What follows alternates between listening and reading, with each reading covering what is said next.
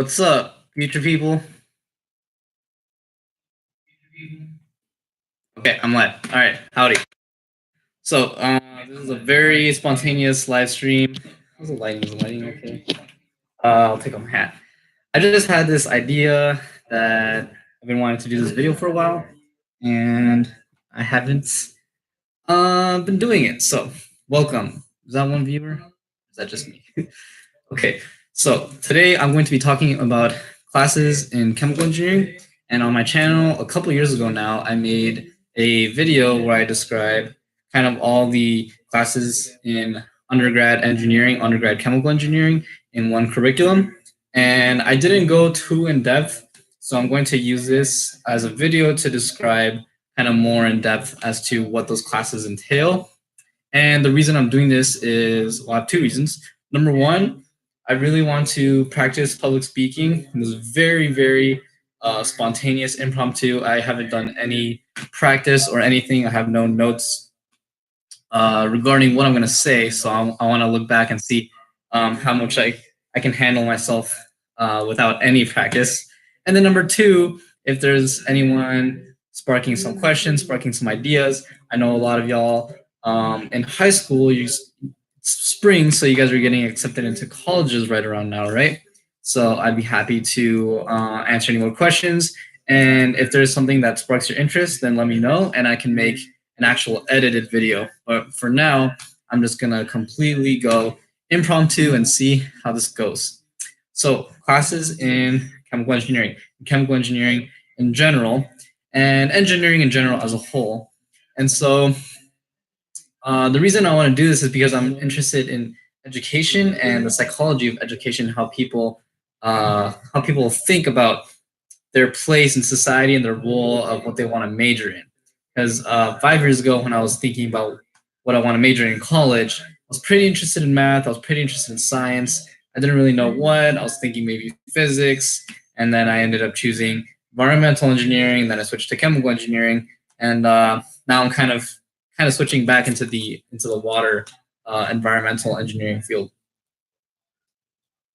So if any future people are watching, I'm going to be talking about the classes. And so what I want to do is hope that this inspires different conversations to talk more about, like, let's say you're interested in the industry. What's the purpose of the classes for industry? Or maybe you're interested in academia. If you're interested in grad school, I'm currently a grad student in chemical and environmental engineering. And so I can go more in depth with actual editing and stuff. But I realized that if I focus on griping on the editing, then I won't post any videos, because I'm not too interested in editing as much as I used to, and I just kind of want to just kind of spiel. So let's see how this goes. Yeah, so chemical engineering. So I really like to start off, if you're interested in science or engineering, or even college in general, what's the difference between science and engineering? That's a pretty interesting question, because, well, like, are they the same? What's the difference between chemical engineering and chemistry? And so one thing that I heard that I really resonate with is engineering, or the application of science is, when you think of an engineer, is, they learn a science to learn how to solve a problem, right? But a scientist is just someone who kind of tries to discover things about the world. So for example, I really like the example where, like, a scientist or a chemist tries to study, oh, hello, 2 viewers, welcome. I'm talking about chemical engineering. So yeah, a chemist is someone who learns about the world. Like, let's say they learn about water and solid and liquid phases, and how the water bonds to each other. And then we discover ice, and the engineer is the one who uses that principle to make ice cream, right? So the scientist discovers and thinks about ice, and then the engineer applies it to develop something in the world. And ice cream and learning about ice and chemistry is a little arbitrary, but that's kind of this world that we've been developing for the past 10 or 20,000 years or so. You have societies, we have like academic institutions where people work together to learn about the world, and then other people work together to solve problems, whether it's in like civil engineering. How do you build bridges? And you have to learn about physics. Or medicine. First you have to like discover things about the body, about biology, and then the doctors solve these problems and issues with the human body. So scientists are really integral for discovering what the heck is going on with the world, and then the engineers apply these principles and concepts to real world scenarios. And at the bottom of it all, at the root of it all, is math and philosophy. So maybe I can do some more videos on that, because I'm really interested in that, the philosophy of everything, really.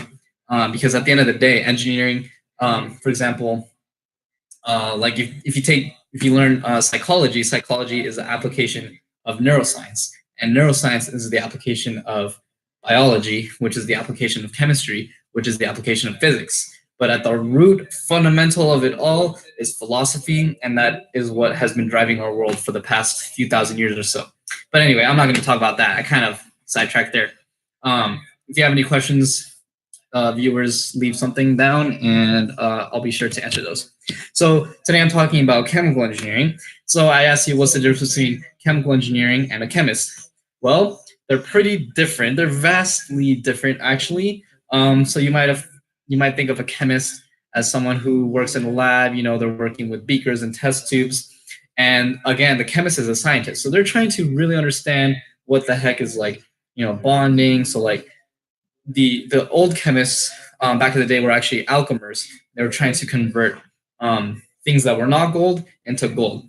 And alchemy is actually a pseudoscience, but through pseudoscience, we actually learned and developed chemistry. And in combination with physics and math, it developed into this formalized chemistry that we have now today. And then it branched into different types of chemistry, like organic chemistry, inorganic chemistry. And then, so now, I guess this is a little history lesson.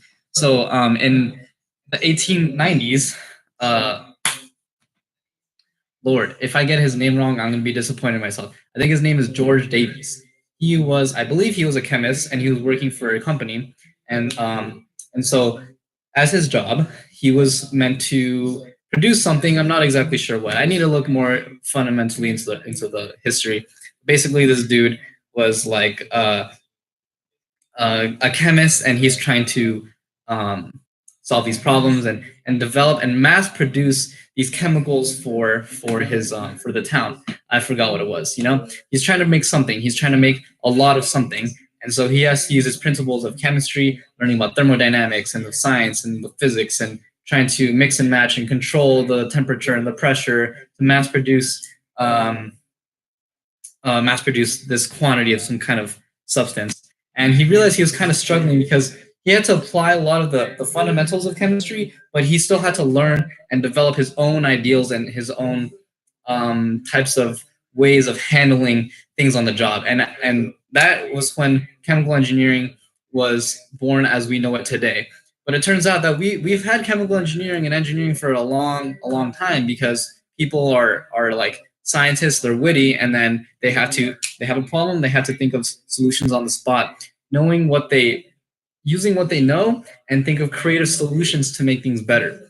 For example, using his knowledge of chemistry, he was able to solve issues. Not exactly sure what, to be honest, but he was able to solve issues and develop new ideas to kind of help the company mass produce these great quantities of these chemicals.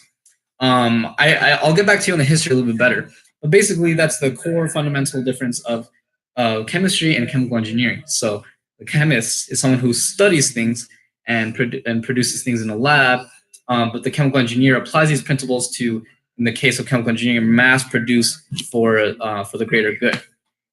And then basically he didn't like the way that the curriculum was taught specifically for chemistry, and then he's developed the first chemical engineering program, I think, I want to say in Stanford in like 1896. Anyway, this is a history video. I'm sorry if that's not correct. But yeah, that was kind of like the core birth of chemical engineering as we know it in the modern era.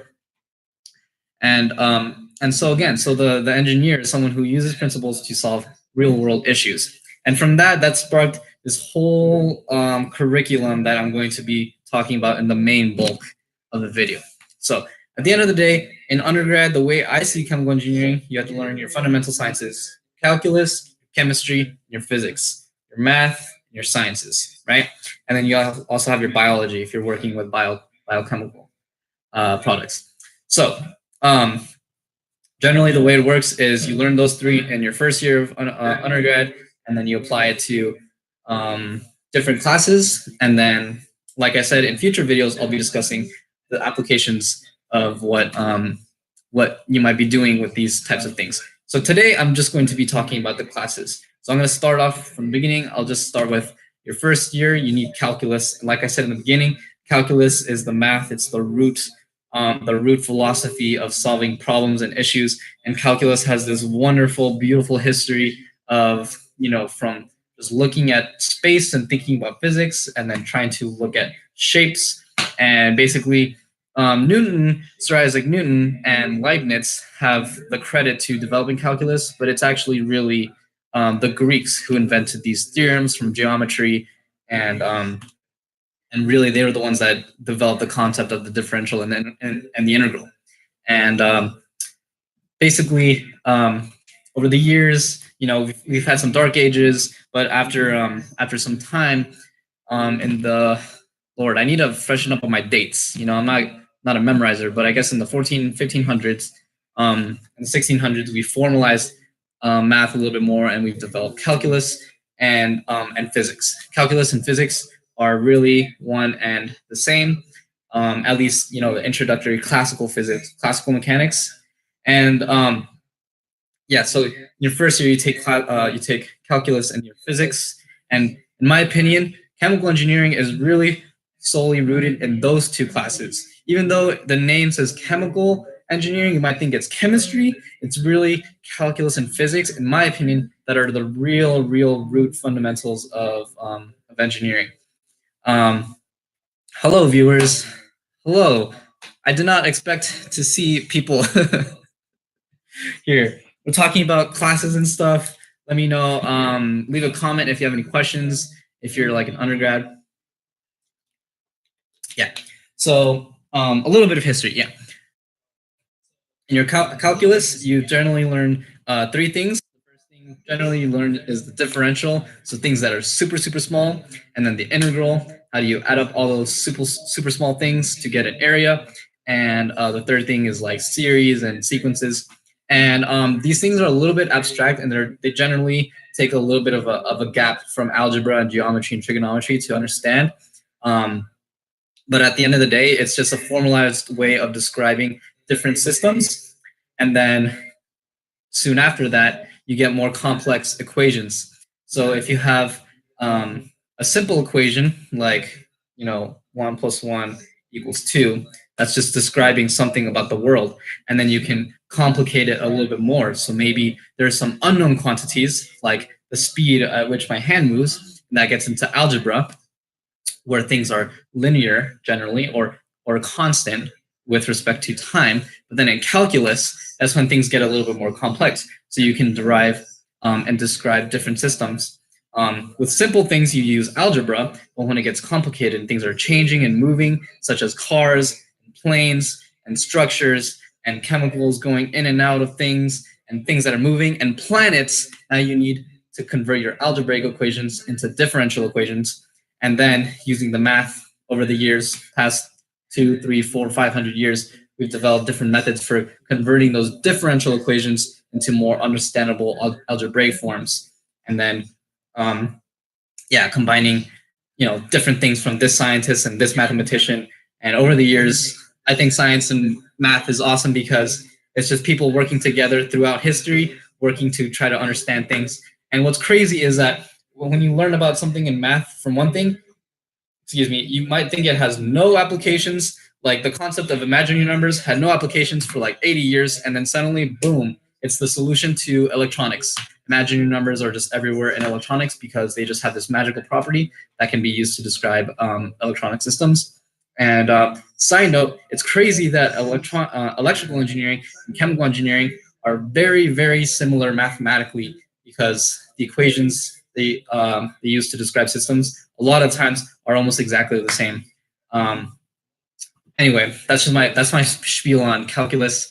And then in physics, I kind of talked about physics a little bit because physics is calculus. And you might take like an intro physics in high school, for example, and you learn about like velocity and kinematics. So this is an introductory to classical mechanics. And although you may not really describe dynamics and classical mechanics systems and chemical engineering, the concept you use in physics are the ones that you're going to be using for the rest of the curriculum. Because at the end of the day, engineering problems, you have a long set of problems, you draw something on a piece of paper and you draw your equations and your knowns, you write some equations and you solve those equations. And at the end of the day, that's pretty much every single class that I can think of. It's just you draw your system, you write down what you know, you write down what you don't know, and you just work with what you have and try to figure out what you don't know. So physics, you generally learn, like your classical mechanics, so you learn like kinematics, learning about forces, Newton's laws. That's the main bulk. A very, very important concept you get introduced a little early is thermodynamics, and that's the first key into chemical engineering 101. How do you conceptualize converting energy? And I know this isn't like a science lesson video, but at the end of the day, the universe has constant energy. You cannot produce energy out of nothing. You can only convert it from one form to another. And because of Einstein, E equals mc squared, mass and energy can be converted. So if sorry, physics people, if what I'm saying is like slightly incorrect, but if energy can only be converted from one form to another, mass can only be converted from one form to another. You cannot destroy mass. You cannot kill energy. And you cannot produce mass. You cannot produce energy, which means, unfortunately, you can't have systems. You can't have like batteries with infinite energy because it converts from one form to another. So that's calculus and physics, and then chemistry. So again, you might think that chemical engineering is like really just chemistry, right? So I get this comment like when people ask me like, "Oh, what do you study?" I say like, "Oh, chemical engineering, environmental engineering." They say like, "Oh, I'm not good at chemistry. I'm not good at chemistry," and I say like, "Oh yeah, me neither." Of those three, chemistry is actually my least strong, and chemistry because again, at the end of the day, like physics and calculus, they're the ways to describe problems, and in chemistry, over the years, they're using specific ideas in this chemistry world. So like using atoms and molecules and learning how things convert from one form to another and calculating. And for me as a kid, that was like the coolest concept. Chemistry was my favorite subject for years and years and years until I got into physics. I still love chemistry. It's still really interesting. But yeah, chemistry is learning like, you ever just learn about you ever take like cornstarch and you add some water to it, you mess around with that? If you haven't done that, play with that. You make some really fun substance. It's really gooey and sticky. And when you squeeze it, it turns into solid. When you let it in your hands, it turns into a liquid. And that kind of stuff to me was really intriguing, inspiring as a young child, chillin', to kind of keep learning about science and stuff. But yeah, so in undergrad in chemistry, generally you learn, you kind of learn your stoic, converting chemicals and doing chemical reactions. You do your thermodynamics, so a little bit more into the thermo. What else do you do? And equilibrium. I didn't learn about equilibrium very much in high school, and I think equilibrium is the most important of the chemistry concepts because it's pretty much everywhere else. You do a little bit of kinetics. You do a little bit of organic. Maybe you might do a little bit of intro to physical chemistry. So yes, Jose, non-Newtonian fluid, exactly what I was describing. Thanks for stopping by. So you do a little bit of everything, and I recommend you check out different YouTube channels like Vsauce and what are they called? Like King of Random, right? King of Random. They do like all kinds of really cool chemistry and physics experiments, and that's a really good motivational tool. I'm gonna do some videos on motivation because I think when you learn about the cool stuff, like when you learn about rockets, you're really motivated to learn about chemistry and physics.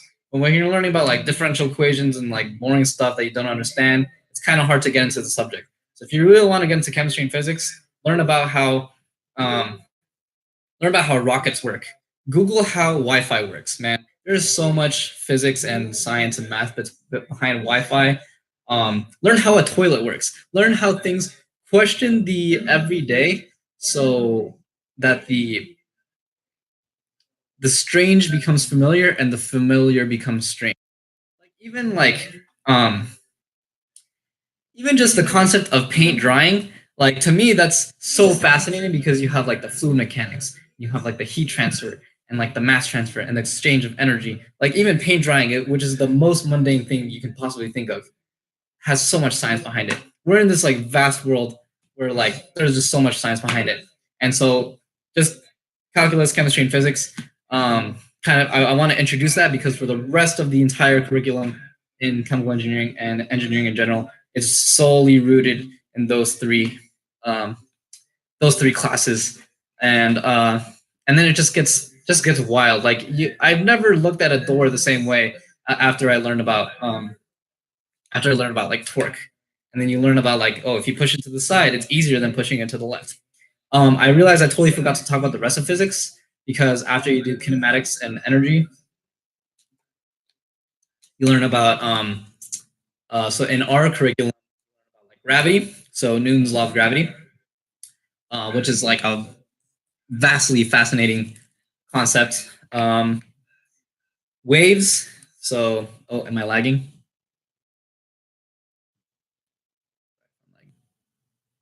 I'll give it a second.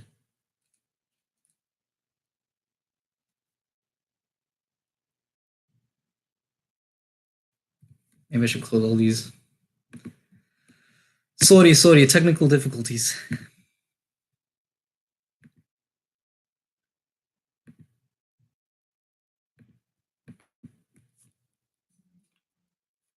many things open. I can close that. Close that. Okay.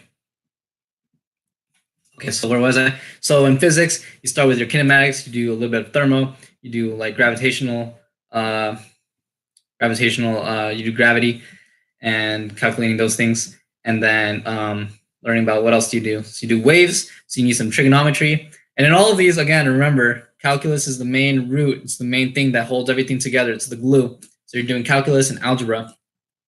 What else do you do?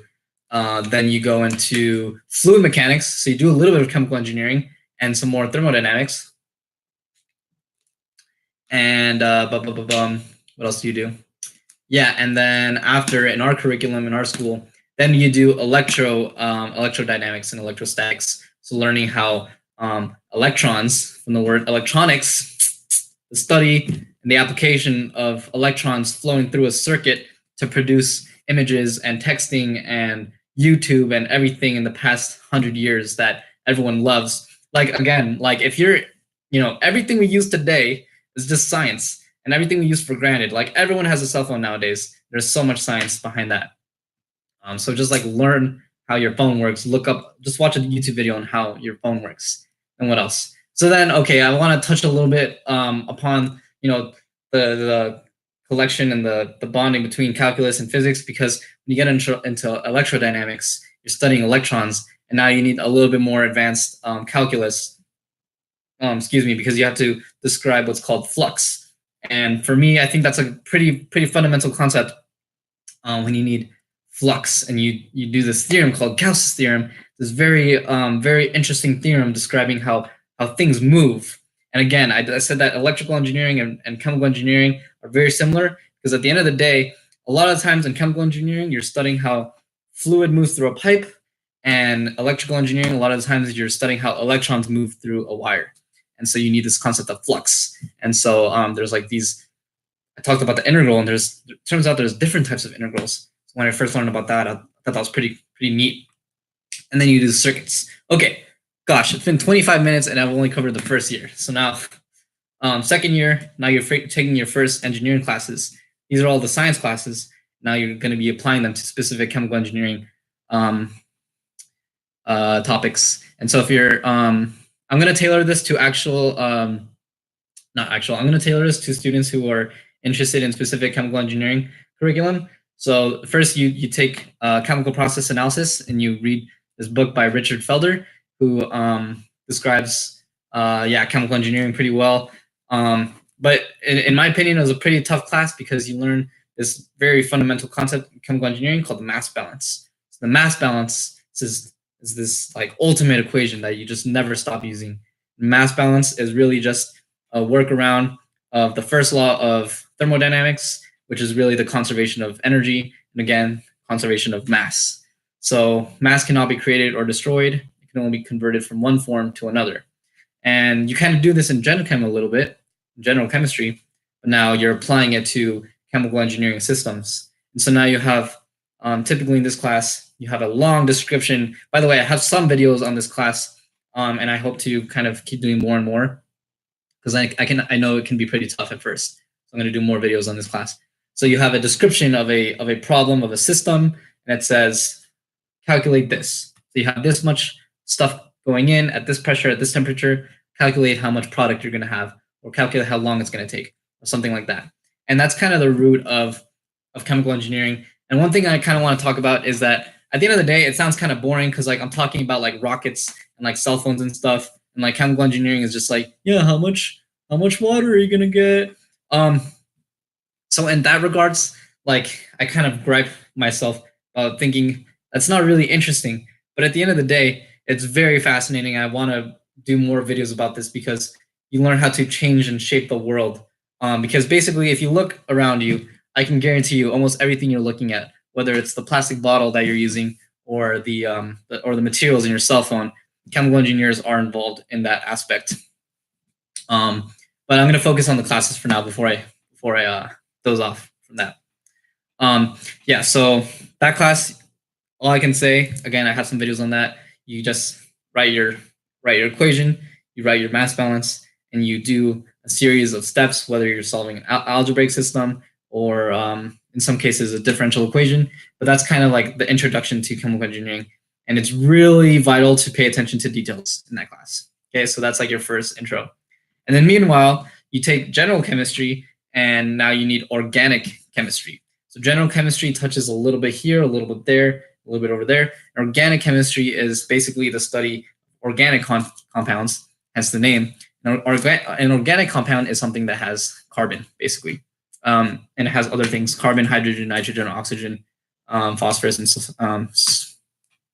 sometimes sulfur, I guess. But yeah, generally, organic compounds basically have carbon. And if you ever look at like a molecule of like caffeine, or you look at a molecule in your brain, these are all organic compounds, and we have to study them because they're pretty much everywhere from like the biochemistry. So there's like some bio involved. So organic chemistry is a very useful tool.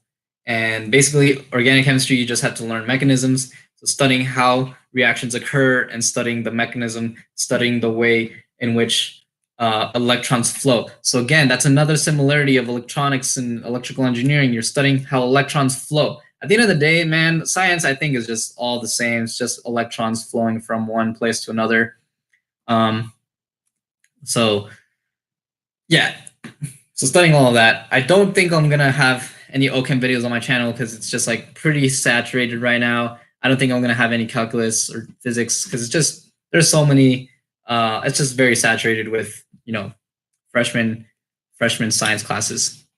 So the second class you generally take in chemical engineering is thermodynamics. So you've been introduced to this at this point through physics and chemistry, and now you have to apply this to systems in a more complicated manner.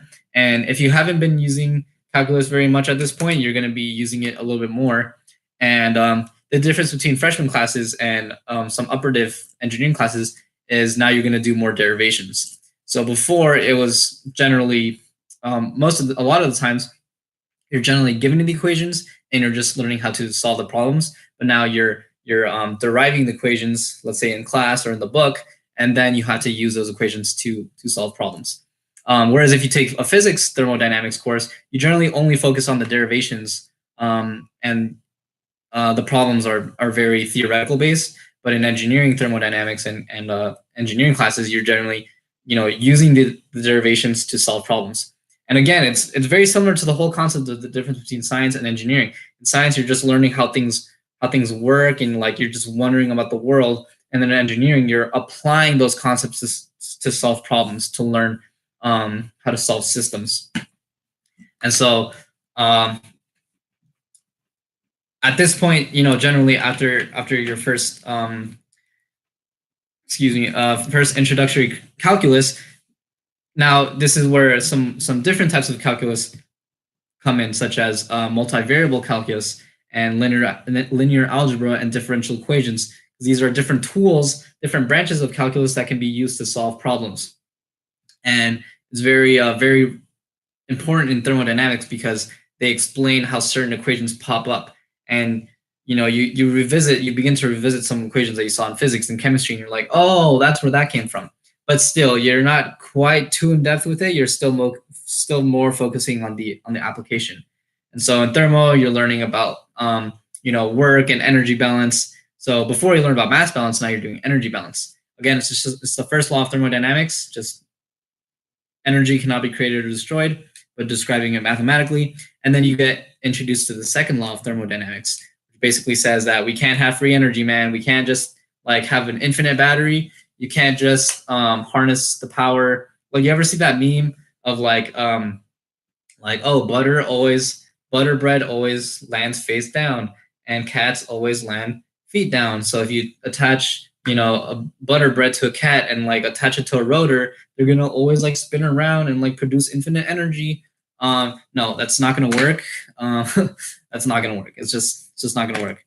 Obviously, like, that's a meme, but like people over the years have been trying to if you ever see like a headline, oh, guy or girl develops system to never run out of energy, like don't believe it. Okay, that's what that class is about. And then finally, you generally learn how to solve systems, and you create a cycle of applying. Oh Lord, I'm really testing myself here. So you send in fluid through I'm gonna be looking back at this and be embarrassed, like, oh man, how did I forget that? Like a turbine, compressor, a boiler, and a condenser. And basically, you're either producing energy, or you're using energy to produce convert energy into work.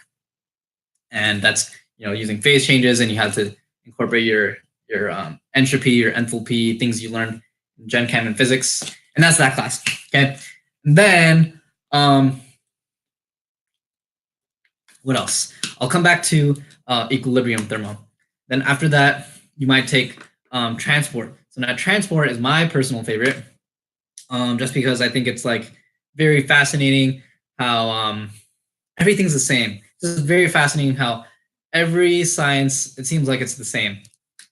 So transport is a study of how things move from one place to another, and not necessarily the actual physical thing, not necessarily objects. That's physics. Physics is a study of motion, but transport is a study of converting one form of something into another state, for lack of a better word. And so that was a very terrible definition. There's a very, very terrible definition. I apologize. So I'll just give you an example with heat transfer. Heat transfer is one form of transport. So heat transfer is a study of how heat transfers from here to over here. And the way that works is through different modes of heat transfer. So for example, convection. You ever feel like really, really hot, and you step outside and it's actually, you feel a nice breeze? That's convection. So the heat is escaping from your body to the environment. That's heat transfer. The heat is transferring from your body to the environment. Okay. Another mode of heat transfer is conduction. So if you ever see like a piece of metal, like for example, a frying pan, you touch it, you instantly react. That's because the metal is hot and it's transferring the heat from the pan to your hand. Okay. So it's heat transfer. That's one type of transport. Another type of transport is mass transfer. So and generally, sorry, going back to heat transfer, generally the temperature changes from high temperature to low temperature, right? And just like energy, generally energy is going from high energy state to low energy state. And there's like a whole science as to why that happens. Like there's like physics and path of least action, and that's pretty interesting. But anyway, you just want high temperature to low temperature. Mass transfer is the study of high concentration to low concentration. So what does that mean? If you have a cup of water and you place like a bit of dye in it, it's going to spread out, and it's going to spread out from high concentration of the dye, spread out to low concentration until everything reaches equilibrium. So that's where the chemistry comes in, equilibrium. And so that is also done through convection. And there's another type of mode, which is called diffusion. So that's just, what I said, you let the dye and it diffuses through the bottle. And you do all this kind of math and calculus and derivations and all this neat stuff and apply it to systems to solve problems. And then finally you have fluid mechanics, which is you might think that heat transfer and then mass transfer and then fluid mechanics is actually momentum transfer. So momentum transfer is quite like energy transfer, but it turns out the momentum transfer is the driving force for fluid flow.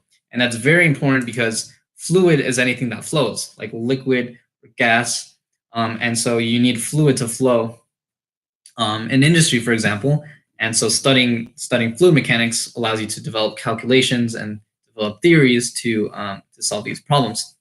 And so the reason I think it's so fascinating is because these are 3 different classes you take separately at first, but it turns out that the equations are almost exactly the same. And they're derived through physics and calculus, and you apply them to different systems. But it turns out that the math, the physics, they're all exactly the same. And I'm not trying to say like, oh, I'm lazy, I just want to learn one class. No, it's so fascinating how these concepts are all really just the same thing, and it really drives my curiosity for science and philosophy as to like what is going on in this world. And because why? Another example of transport is charge transport. So again, electronics, it's all the same thing. It's just high concentration, low concentration, high momentum to low momentum, high pressure to low pressure. These gradients, they're called gradients. And if you don't know like a feel for that, just take a hot or really cold beverage, like some tea. Drink some tea, and you'll feel that as you drink the tea, you feel your body like warming up because your body's like absorbing that heat transfer. So in my opinion, those are like the most fascinating classes, particularly the fluid mechanics, the momentum transport. And then my friends and I love to nerd about this theorem, this equation, the Navier-Stokes equation, one of the Millennium Problems. If you haven't heard of them, Millennium Problems, Google it. It's very fascinating. These 10 problems that if you solve it, you get $1 million. But they say that if you solve it, you lose your mind because these have been unanswered questions. The Navier-Stokes equations are one of those problems, and they're kind of like these theorems that people have been trying to prove in math. And Navier-Stokes is one of them. And basically, these equations just describe the transport, the momentum transport in fluid systems, but they have yet to have I don't know the proper definition of the statement of the problem, but they don't have a proper solution for turbulent flow. And turbulent flow, again, dude, watch YouTube videos, look up turbulent flow by Smarter Every Day, and like he has some really awesome videos. I want to keep making some more videos on laminar and turbulent flow. This is an example of laminar flow. And then this is an example of like turbulence. You ever like go on an airplane and it's like, oh, we're experiencing some turbulence. All right. What else? Yeah, so transport, you like describe your equations, you try to solve them, and then yeah. What else? So I talked about mass transfer, heat transfer, and momentum transfer. And what else? So then you start to take like other little classes, like sprinkle in, because chemical engineering is very, very diverse, right? Chemical engineering has physics, chemistry, and calculus, and that's pretty much everything else in science and in the world. So now at this point, I'm going to be talking about like a splurge of other little things. I think I'm going to start with biology, and so because remember I said that biology is the application of chemistry, and so now there's a lot of things that we can do in chemical engineering that use concepts from biology to solve different types of problems. For example, by learning about ammonia and ammonium, we learn how to make fertilizer and mass produce fertilizer. Excuse me. And that's very important because as population grows, we need to learn how to, produce more food for the world, So biology. And so if you take a biology class, you learn like the mitochondria, man, is the powerhouse of the cell, all that stuff. And but importantly, again, at the end of the day, the cell, I think the cell is so fascinating because the cell, like the body, is just like a chemical engineering reactor. You have stuff coming in, converting to stuff coming out. You have energy transport. So the cell and the body, they're both like a big chemical engineering plant. You have stuff coming in, converting into other stuff. And that's pretty fascinating. My only personal gripe about biology is that there's a lot of memorization. And I'm not the biggest fan of that. I'm going to have a ton of videos on education coming up on how that can change. Because yes, at the end of the day, you have to memorize stuff, but the way that it's taught in the curriculum in the schools, I think it's going to have to change. My buddy and I were having a conversation about this. It's kind of disappointing how the education system doesn't really promote the learning. They're just promoting like get in, get out. Anyway, that's for future videos. I'm going to keep talking about classes. And so with biology, now you have this like whole splurge of new things like biochemistry. I personally don't know too much about biochemistry, but it's like, again, very fascinating. And you go in depth of the different types of biomolecules and their applications, very importantly for chemical engineering. I personally haven't taken any biochemistry specific courses in the science nor the engineering, so I can't talk about too much about them. But just know that it's applying the principles of biology, biochemistry to engineering principles. For example, one of my professors, he studies how to convert corn, which is a crop, and using and extracting the substance of what it contains and converting that into ethanol. And ethanol is used everywhere pretty much. And college kids, let me tell you about ethanol. College kids, they know about ethanol, okay? Ethanol is alcohol, okay? So that's another reason why organic chemistry is important. Learn how to make alcohol, man. Yeah, let me, I'm going to come back to that. One of the interesting things about chemical engineering. So biology, and then and then computer science. So over the years, we have physics and calculus, but sometimes we have some equations that we wrote the equations. Generally, a lot of times they're differential equations, and now we need a solution for them. So the way to do that, sometimes you do a lot of math to break it down and convert it from a differential calculus equation into an algebraic equation. And it goes from something that doesn't make sense to something that kind of makes a little bit more sense. For example, you can write a differential equation to describe how the planets move. And Newton kind of did this, and that's how he invented physics. But he wasn't able to solve it. And it turns out that there's different math things you can do. But one of the useful things now that we have is computers. Computers can do very precise algorithms to solve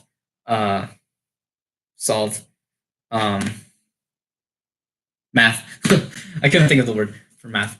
And those are extremely useful. And so namely, we learn, as chemical engineers, we learn a little bit of computer science, and namely more the application, namely numerical methods. So numerical methods are taking your equation that is generally very difficult to solve by hand, but developing some very unique and clever little tricks to do some arithmetic or some basic calculations, but letting the computer do it for you. So, for example, you're taking a system and converting it into a matrix, and then using the computer to solve the matrix like Gauss-Jordan elimination or different numerical methods. So that is exactly what NASA does. That is exactly what all types of engineers do to calculate and simulate things that are too difficult to solve by hand that the computer can do very, very quickly.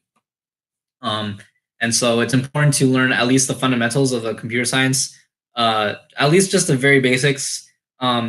Computer science people don't think that chemical engineers know any computer science. But at least we know the basics of just like how to tell a computer, hey, here's an equation, I want you to solve it. And there's that. So that's numerical methods in computer science. What else do you do? So what I'm talking about, little branches of things that kind of pop over the past 100 years. And another branch that kind of came up in regards to the field of chemistry is material science. So as we learn more about chemistry and physics and what the heck our world is, we have this new science called material science and materials engineering. For me, that's quite fascinating as well, because like as we get more complex, we need like, hey, how does my phone last longer? I need better batteries. So how do you study batteries? And we need material science. And now that gets into the world of nanotechnology. And this is a whole new boom. We're in this whole new era of applying nanotechnology to solve all kinds of problems from computers and batteries and just all kinds of things. Materials of like buildings. So like how do you study a material to withstand heat or earthquakes? Especially in California, man, earthquakes are like getting like, crazy out of hand. Or airplanes and rockets, they need like heat-resistant materials. And chemical engineering is important to study material science, because you learn how to like study and solve issues regarding the materials. And it's pretty fascinating. It's getting a little pop culture-y. Like I've been seeing a lot on social media, like that spray paint that you spray like a watermelon, and it has like some kind of coating. You drop a regular watermelon like 10 feet and it breaks. And you drop this black spray painted watermelon and it falls and it doesn't break. Material science. So that's pretty cool. And the world of material science is pretty interesting because you have to go down to like the really, really small nanoscale. So take a piece of your hair and see if you can pull one out. I can't pull one out right now. You take a piece of your hair, and the diameter of your hair is huge in the nano world. So the nano world, you got to go really down to nano, and nano means 10 to the negative 9. So meters, 10 to the negative 9 meters, nanometer, right? So those are very, very small, smaller than cells, still bigger than atoms, because nanomaterials are still made of atoms, but very, very close to getting to the atomic level. And so material science has like all these kinds of applications that like I'm excited to. I can't even like imagine, man, like 40 years from now, material science is gonna be like, I'm just like imagining like SpongeBob, like where everything is like chrome in the future. Wow, 9 people are watching me. What are you guys doing? Are you procrastinating? I don't think this many people have been watching me. Okay, I'm just talking about classes in engineering and nerding out. Let me know if you guys have questions, or if you want me to expand more on a certain topic in the future. Okay, so little splurges. I talked about like computer science, chemistry, biology, and the exciting thing about engineering is that there's some things that haven't been discovered yet. That there's going to be some science, some type of engineering that hasn't even been discovered yet. Maybe like neuroscience engineering. I don't know. There's a lot of things. So what I was getting to was regarding merging different sciences together. So chemical engineering can merge, for example, material science and biochemistry and make biomaterials.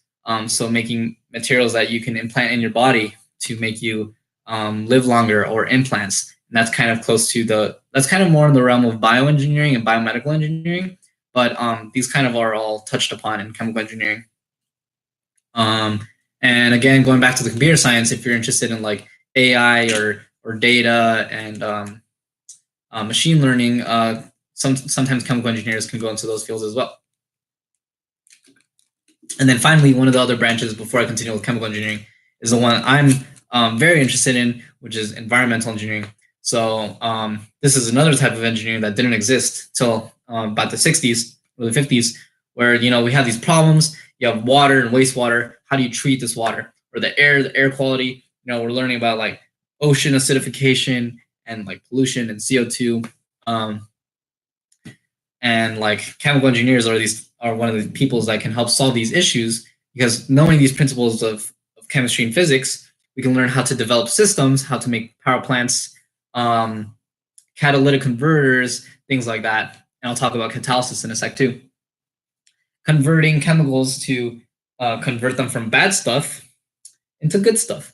So yeah, how do you convert like metals, heavy metals, or nitrates, things that are bad in the water or in the air, and like saving the environment. So for me, that's also very fascinating. And most schools generally are close to the in regards to the environmental engineering. It's more of like a civil engineering curriculum, but in my university, it's more environmental and chemical engineering. To me, that makes more sense because a lot of the principles from environmental engineering, are focused in chemical engineering principles. So like the concept of mass balance and energy and thermodynamics and transport and kinetics and all these things. So basically, that was kind of a little detour of all these little side things that's another reason I'm so interested in engineering. Like everything is connected. You watch Avatar, from Avatar, like everything is connected. Okay, so back at it. So I talked about in the chemical engineering, I talked about thermo, and I talked about transport. So going back to thermo, it's the study of energy, but from the second law. The second law, I said like, atoms just can't appear out of nowhere. And generally, the second law is also kind of saying like atoms want to be happy.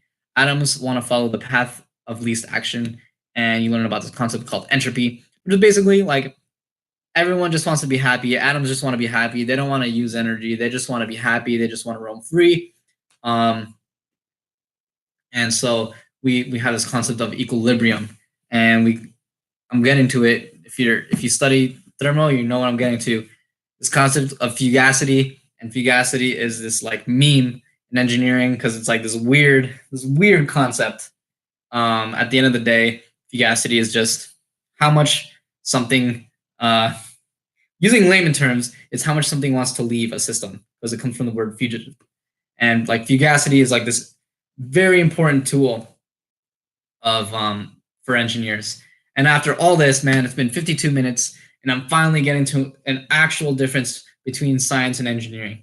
Because up to this point, we've been using the same equations as a scientist. PV equals nRT, M1V1 equals M2V2, F equals MA.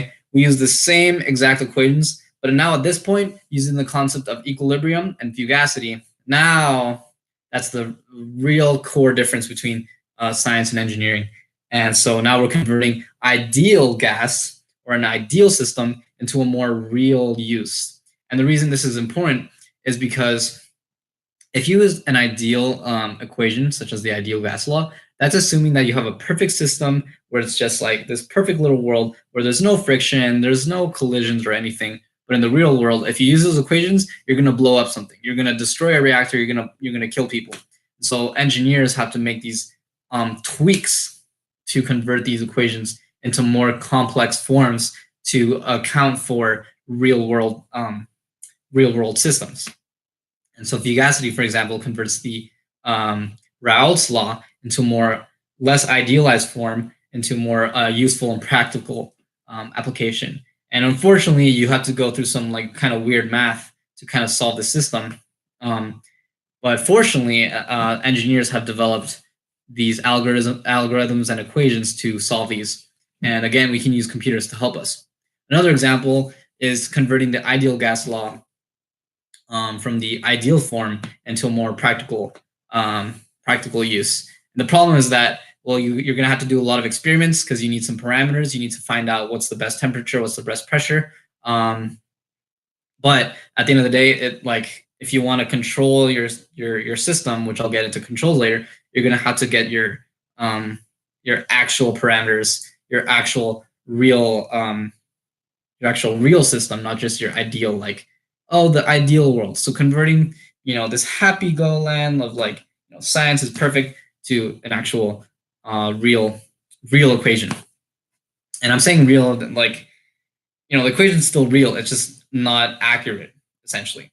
And it really depends on all kinds of things like the pressure and the temperature. But this is where equilibria or advanced thermodynamics comes in, and you have this meme of fugacity. Fugacity is just one way of converting from the ideal to the real situation. Again, after all this time, all these classes can also be described in mechanical engineering and bioengineering, or almost all of them.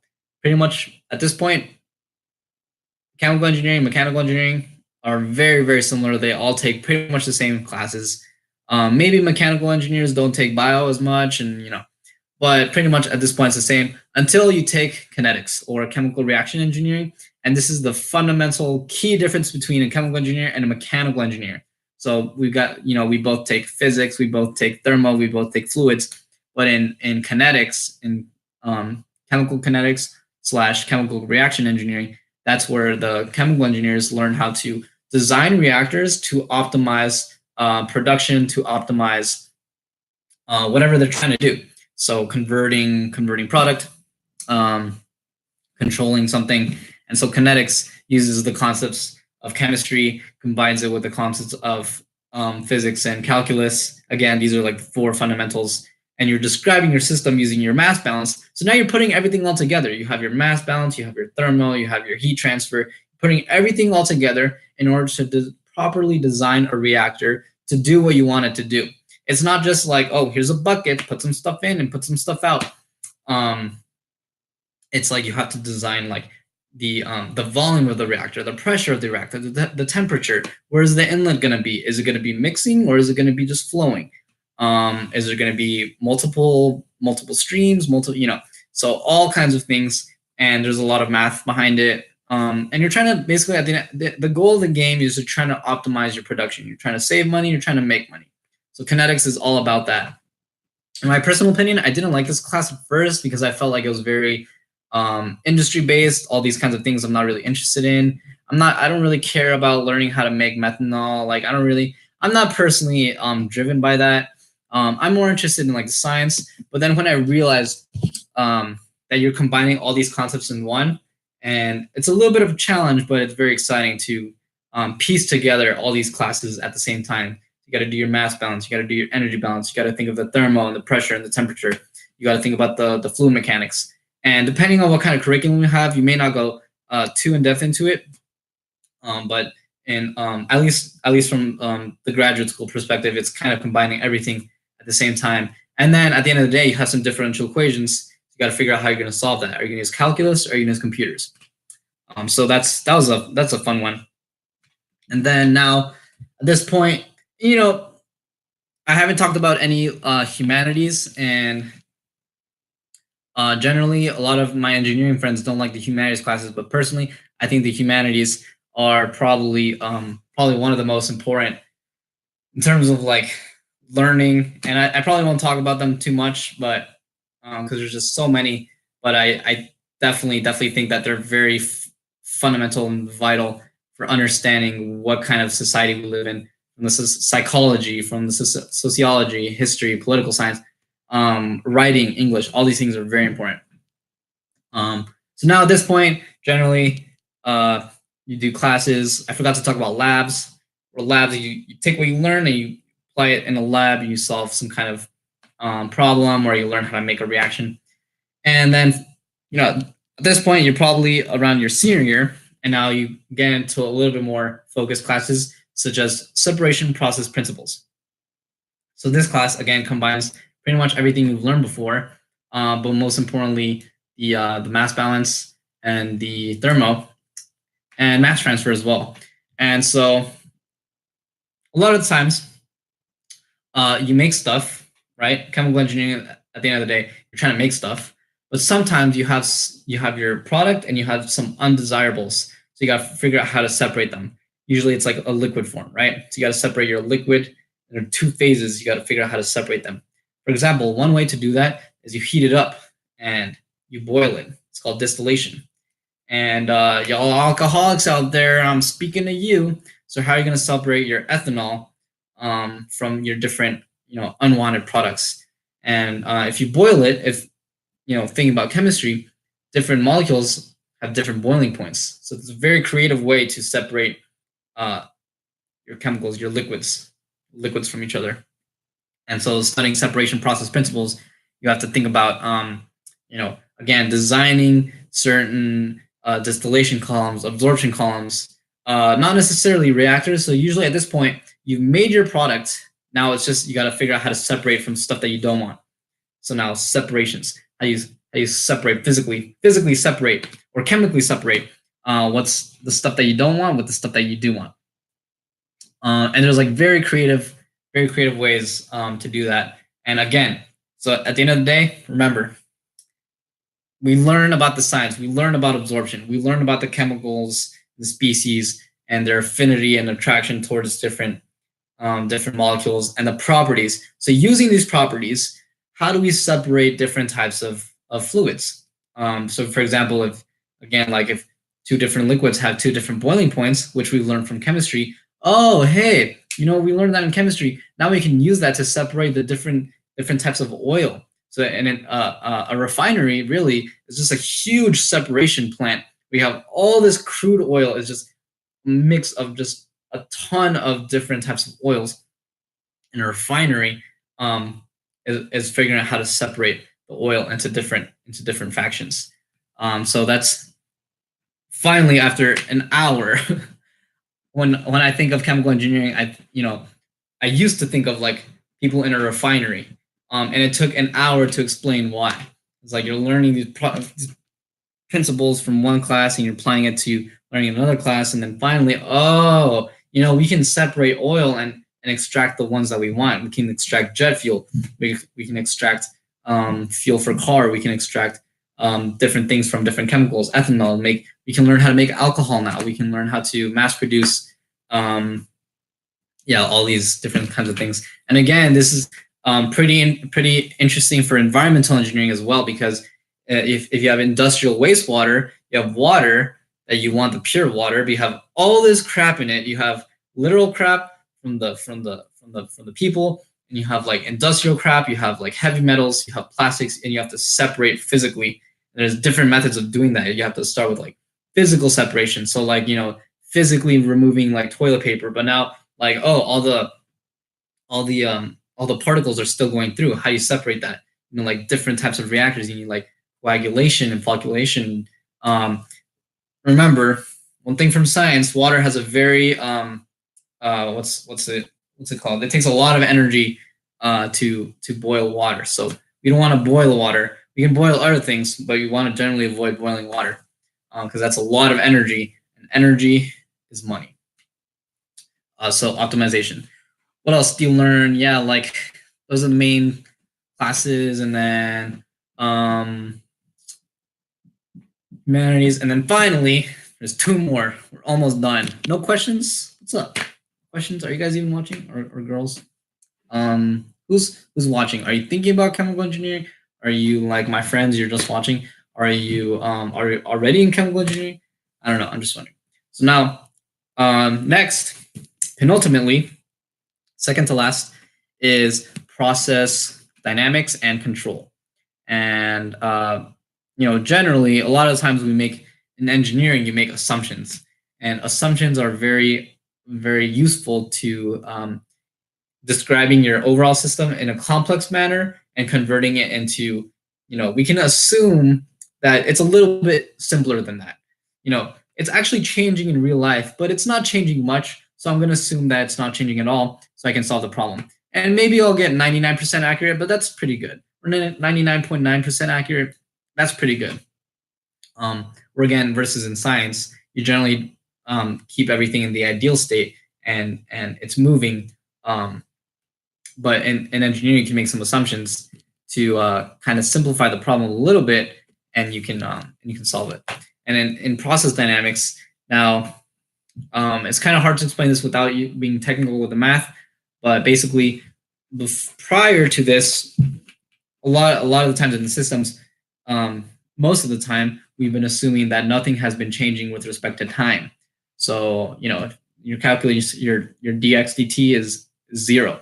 But in dynamics, remember, dynamics means changing with respect to time. So now you have your changes with time. So things are moving, things are changing, your concentration's changing, your temperature's increasing, your pressure's decreasing, your flux is increasing. Things are going wild. And now the key in that engineering is how do you control it? Because if your pressure goes out of hand, your temperature might go out of hand, and then the reactor might blow up. So that's where it gets into like safety regulations. It's not just about optimization at this point; it's about safety too, because you don't want things to blow up. At the same time, it is also about optimization. You want to figure out what's the best temperature to work at, what's the best pressure. We want to save money. We want to optimize the system. And now the thing about process control, it's very fun class, but it's a very tough class, because now you have to incorporate everything you learn, everything from the kinetics, the thermo, the fluids, the heat transfer, and everything, the separations, and you have to do a lot of math. Now, before, if you like taken algebra 2 in high school, remember when you have like system of equations, you have like 3 equations, 3 unknowns. You do that a lot, but they're algebraic equations. But now you have like 2 or 3 coupled differential equations. So how do you solve 3 calculus equations at the same time? And those require different methods, and they can be kind of tricky. But that's where computers come in very handy. So the way I think of process control, it's like using the concepts of electrical engineering and control systems to solve chemical engineering problems.